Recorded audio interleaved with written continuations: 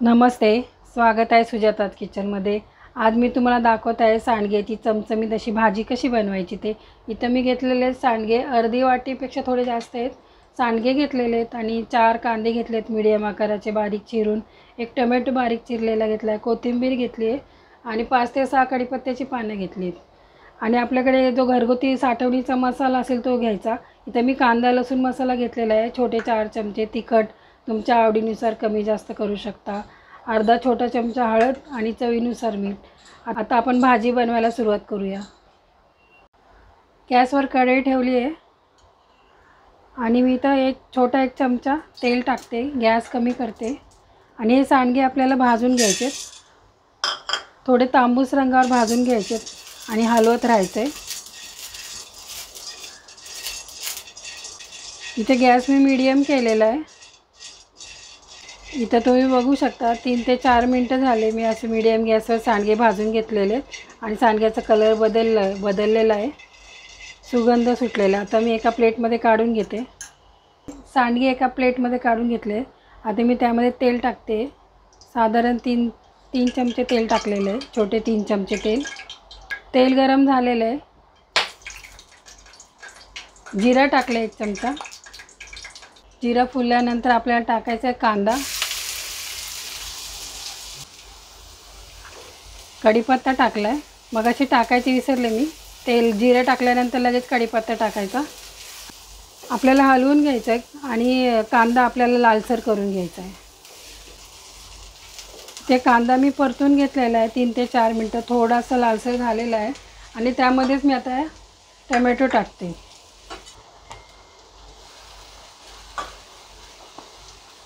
Tomato आपल्याला असा मऊ करून घ्यायचा आहे कांद्याबरोबरच। कांदा आणि टोमॅटो चांगला मऊ असं झालेला आहे। आता त्यामध्ये मी टाकते हळद मिक्स करून घ्यायची।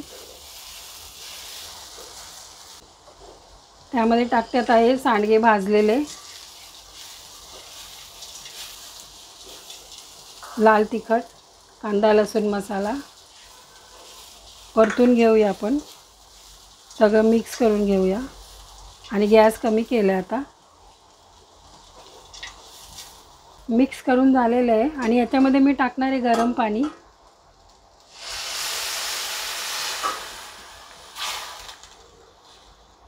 आपण सुक्की भाजी करतो त्यामुळे पाणी जास्त नाही टाकायचं आहे, आपल्याला सांडगे शिजण्यापुरते टाकायचे। कोथिंबीर टाकते थोडी, हलवून घेऊया। गॅस आता मीडियम केला आहे आणि आपल्याला झाकण ठेवायचे 3 ते 4 मिनिटासाठी।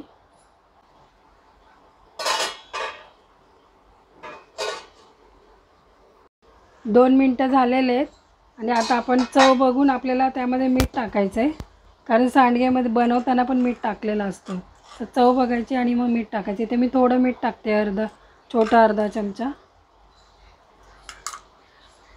मिक्स करून घेऊया आणि परत आपण 2-3 मिनिटासाठी झाकण ठेवूया।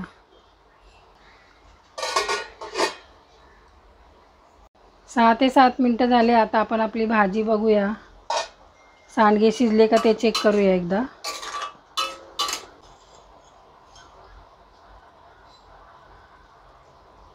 इथे तुम्ही बघू शकता सांडगे आपल्या एकदम मऊ झालेले, शिजलेले आहेत। आता मी गॅस बंद करते आणि एका प्लेटमध्ये सर्व करते।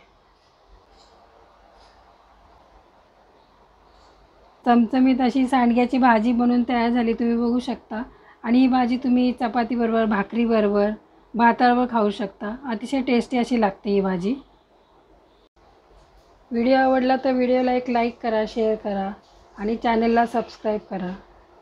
व्हिडिओ पाहिल्याबद्दल धन्यवाद।